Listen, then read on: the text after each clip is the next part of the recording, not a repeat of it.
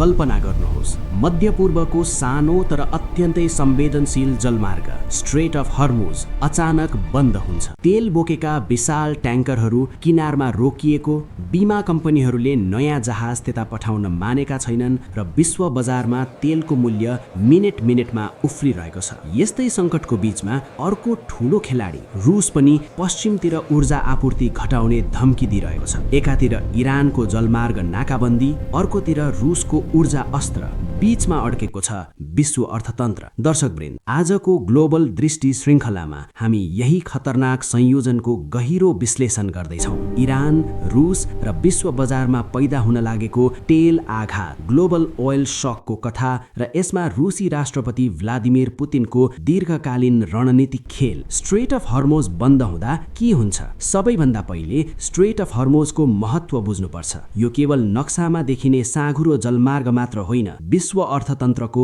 मुटु जस्तै हो। विश्वमा खपत हुने कुल कच्चा तेल मध्ये करिब 1/4 यही सानो घाटी चोक पोइन्ट हुँदै फारस उपसागरबाट बाहिरिन्छ। Saudi Arab, Iraq, Kuwait, Qatar, UAE जस्ता तेल धनी देशका ट्याङ्करहरू यतिबाटै एसिया, युरोप र अमेरिका पुग्छन्। युद्धको वातावरण चढ्दै जाँदा इरानले आफ्ना तटरक्षक, नौसेना र क्रान्तिकारी गार्ड IRGC को सहयोगमा यस क्षेत्रलाई आफ्नो नियन्त्रणमा लिएको घोषणा गर्छ। समुद्र सतह मुनि बिछ्याइएका बारुदी सुरुङ, साना तर तीव्र गतिका मिसाइल बोटहरू, आत्मघाती डुङ्गा र क्यामिकाजी ड्रोनहरूले ठूला व्यापारी जहाजहरूलाई सधैँ डराइरहनुपर्ने लक्ष्यमा बदलिदिन्छन्। केही हप्ताभित्रै कच्चा तेल बोकेका ट्याङ्कर, कन्टेनर शिप र बल्क क्यारियरहरू आक्रमणमा परेका रिपोर्टहरू आउन थाल्छन्। कसैमा आग लागि, कसैको तल्लो भागमा ठूलो चुहावट, कतै चालक दललाई उद्धार गर्न नेभीका हेलिकप्टर घुमिरहेका छन्। यस्ता घटनाले के सन्देश दिन्छ? सरल छ, जहाँ इरानलाई घेराबन्दी गरिन्छ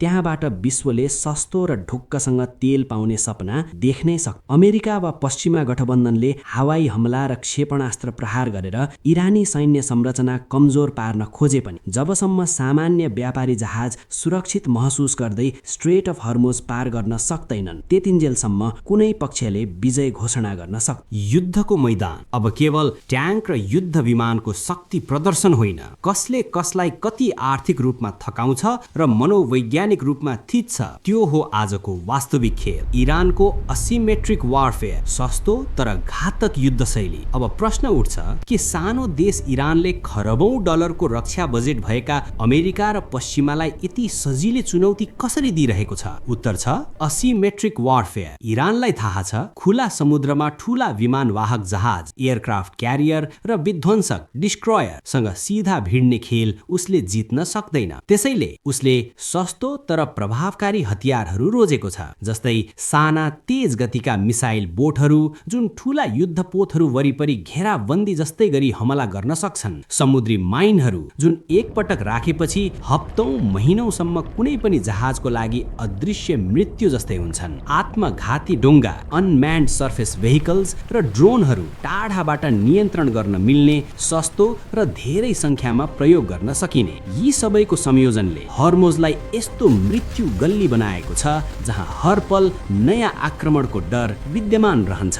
राजनैतिक गेम, हर्मुजलाई बार्गेनिङ चिप बनाउने इरान, सैन्य षड्यन्त्रसँगै इरानको कूटनीतिक खेल पनि त्यत्तिकै आक्रामक बन्न पुगेको छ। तेहरानबाट आउने सन्देश झण्डै यस्तो सुनिन्छ: यदि तपाईले आफ्नो तेल ट्याङ्कर सुरक्षित रूपमा यो चोक पोइन्ट भएर लैजान चाहनुहुन्छ भने पहिला आफ्नो राजनीतिक पक्ष स्पष्ट पार्नुपर्छ। यसको अर्थ धेरै देशहरू अब एकातिर अमेरिका इजरायलको गठबन्धन र अर्कोतिर इरान बीच सन्तुलन खोज्न बाध्य छन्। कसैले खुलेर पक्ष लिन सक्दैन, तर चुप लाग्दा पनि व्यापार जोखिममा पर्छ। इरानका लागि स्ट्रेट अफ हर्मुज केवल आर्थिक हतियार मात्र होइन, उसको सुरक्षा कवच पनि हो। जति धेरै तनाव चुलिन्छ उति धेरै इरान विश्व शक्तिसँग सिधै कुरा गर्ने स्थितिमा पुग्छ।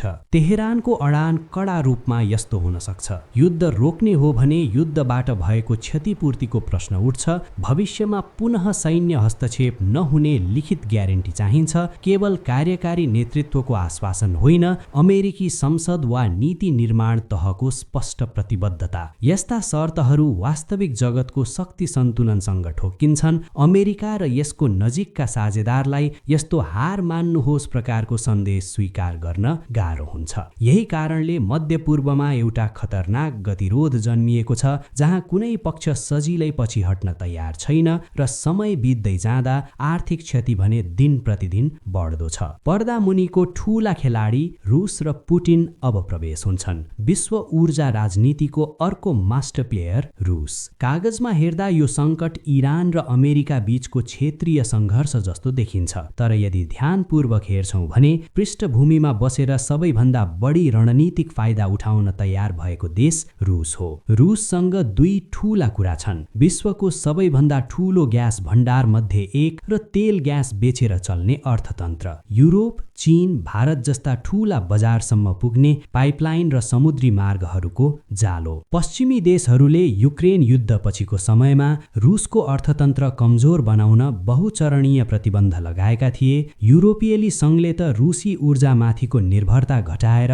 सन् 2027 सम्म लगभग शून्यमा पुर्याउने लक्ष्य समेत लिएको थियो। तर पुटिनले युरोपले ढोका बन्द गर्ने दिनको प्रतीक्षा गरेनन्। उनीहरूले उल्टै सोधे, यदि हामीले पहिलाले आपूर्ति रोक्यौं भने के हुन्छ? यसैले रुसी नेतृत्वले रणनीतिक रूपमा आफ्नो सरकार र ऊर्जा कम्पनीहरूलाई पश्चिमतर्फ लचकता देखाउन बन्द गर्नु, वैकल्पिक बजारतर्फ अर्थात् एसिया र ग्लोबल साउथतर्फ ध्यान दिन निर्देशन दियो। यही समय मिलाएर मध्यपूर्वको सङ्कट झन चर्किँदा रुसले इरानसँग नजिकको सहकार्य देखाउन थाल्यो। इरानमाथिका अमेरिकी प्रतिबन्धलाई छेक्न सहयोग पुर्याउने, तेहरानलाई वैकल्पिक भुक्तानी प्रणाली, तेल विनिमय र साझा परियोजनाहरूको माध्यमबाट आर्थिक सास फेर्ने ठाउँ दिइयो। यसरी हेर्दा अमेरिकाले इरानलाई दबाउन खोज्दा रुसले त्यसबाट दुई तरिकाले लाभ उठाइरहेको छ। पहिलो, तेलको मूल्य बढ्दा रुसको कोषमा विदेशी मुद्राको भण्डार बढ्छ।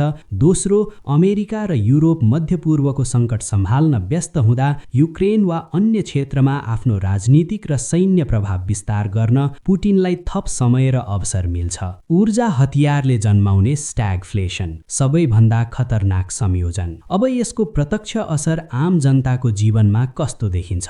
जब स्ट्रेट अफ होर्मुज सुरक्षित हुँदैन, बीमा दर बढ्छ, जहाज मालिकहरू जोखिम लिन हिचकिचाउँछन्, वैकल्पिक मार्ग प्रयोग गर्दा समय र कस्ट दुवै बढ्छ। यता रुसले पनि युरोपतर्फको ग्यास तेल आपूर्ति तन्क्याउन वा घटाउन सुरु गर्छ। यसको नतिजा विश्व बजारमा आपूर्ति घट्छ, तर माग लगभग यस्तै रहन्छ। फलस्वरूप तेल र ग्यासको मूल्य आकाशिन थाल्छ। यस अवस्थालाई अर्थशास्त्रीहरूले स्ट्यागफ्लेसनको जोखिम भन्छन्। एकातिर आर्थिक वृद्धि दर थन्किन्छ, अर्कोतिर महँगी झनझन बढिरहन्छ। तेल केवल गाडीमा हालिने इन्धन मात्र होइन, ऊर्जाको आधारभूत स्रोत हो। तेल र ग्यास महँगो हुँदा कारखानाको उत्पादन लागत बढ्छ, यातायात खर्च बढ्दा खाद्यान्नदेखि लिएर हरेक उपभोग्य वस्तुको मूल्यमा सरासर वृद्धि हुन्छ। बिजुलीको भाडा, मल, औद्योगिक रसायन, प्लास्टिक, लजिस्टिक्स सबै ठाउँमा अतिरिक्त बोझ बढ्छ। धनी देशहरूले केही समयका लागि आफ्ना आपतकालीन भण्डार, जसलाई स्ट्रेटेजिक रिजर्भ्स भनिन्छ, खोल्न सक्छन्, तर विकासशील र गरिब मुलुकमा स्थिति अत्यन्तै गम्भीर बन्न सक्छ। साना कारखानाहरू बन्द हुन थाले, रोजगारी घट्यो, सरकारको ऋण बढ्दै गयो, आयातित इन्धन र खाद्यान्नमा निर्भर मुलुकमा विदेशी मुद्रा भण्डार चापमा पर्यो। यसको टुङ्गो के हुन सक्छ? विश्व आर्थिक मन्दी, जहाँ युद्धको धुवाँ केवल मोर्चाहरूमा होइन, आम मानिसको भान्सा, चुलो र खाली हुँदै गएका खल्टीमा देखिन थाल्छ। युद्ध आज रोके पनि घाउ चाँडै निको हुँदैन। अब अर्को कडा प्रश्न, यदि आजै सबै पक्ष युद्ध विराममा सहमत भए भने कि भोलिदेखि संसार फेरि सामान्य हुन्छ? दुर्भाग्यवश होइन। पहिलो, इरानले बिछ्याएका समुद्री माइन खोज्न, निष्क्रिय गर्न र सिपिङ लेनलाई पुनः सुरक्षित प्रमाणित गर्न कम्तीमा केही हप्तादेखि महिना लाग्न सक्छ। यो अवधिभर धेरै जहाज मालिक र बीमा कम्पनीहरू अहिले पनि सतर्क रहन चाहन्छन्। दोस्रो, तेलको मूल्य उक्लिएको बाटो बाटोबाट फर्केर पुरानै स्तरमा आउन समय लाग्छ। उत्पादन, परिवहन, दैनिक उपभोग्य वस्तुहरूको लागत अचानक घट्दैन। विश्वव्यापी आपूर्ति श्रृङ्खला एकपटक बिग्रिएपछि पुनः लयमा आउन कहिलेकाहीँ वर्षौं लाग्न सक्छ। तेस्रो, विश्व राजनीतिमा बनेका नयाँ खेमाबन्दीहरू एकैपटक भत्किँदैन। एकातिर इरान, रूस र छिमेकी साझेदारहरूको घनिष्ठता बाक्लिँदै जान सक्छ, अर्कोतिर अमेरिका, युरोप अझ नयाँ गठबन्धन र सुरक्षा व्यूह रचना बनाउन लाग्न सक्छन्। यसरी युद्धको गोली बन्द भए पनि विश्व आर्थिक प्रणालीभित्र जन्मिसकेको अविश्वास, राजनीतिक ध्रुवीकरण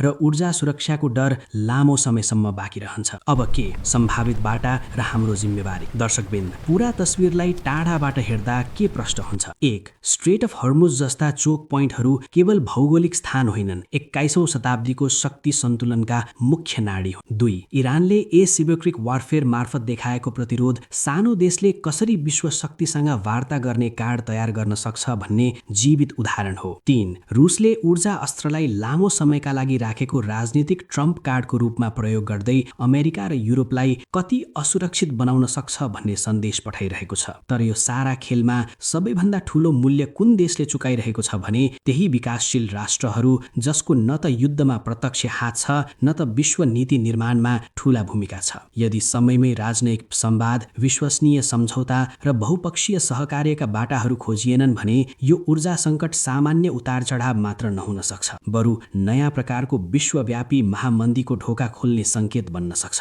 दर्शकवृन्द, हामी अहिले यस्तै एउटा मोडमा उभिएका छौँ जहाँबाट फल्किने बाटो छ तर सजिलो छैन। युद्धको अग्नि सिमाना र समुद्रमा सल्किए पनि धुवाँ भने आफ्नो घरको चुलो, बजारको भाउ र आफ्नो आम्दानीमा देखिन थाल्दा मात्र हामीलाई यसको वास्तविक मूल्य थाहा हुन्छ। आजको ग्लोबल दृष्टि श्रृङ्खलामा हामीले इरान, रूस र विश्व ऊर्जा राजनीति बीचका यी जटिल धागाहरू सँगाल्ने प्रयास गर्यौं। तपाईलाई यो विश्लेषण कस्तो लाग्यो? के तपाईको विचारमा विश्व शक्तिहरू अझै पनि ऊर्जा अस्त्रलाई मुख्य हतियार बनाएर आफ्नो स्वार्थ अगाडि बढाइरहनेछन् कि अब वैकल्पिक टिकाउ उपायतर्फ गम्भीर मोडफेर हुनेछ? आफ्नो धारणा कमेन्ट मार्फत अवश्य शेयर गर्नुहोस्। यदि यस्ता गहिरा तर सहज विश्लेषणहरू तपाईलाई मन पर्छन् भने भिडियोलाई लाइक र शेयर गर्न नभुल्नुहोस् र ग्लोबल दृष्टि च्यानल सब्स्क्राइब गरेर बेल आइकन पनि थिच्नुहोस् ताकि आगामी श्रृङ्खलाहरू सबैभन्दा पहिले तपाईको स्क्रिनमा आइपुगुन्। आजका लागि यत्तिकै। अर्को जानकारीमूलक तथा विश्लेषणात्मक सामग्री सहित फेरि भेटौँला। नमस्कार।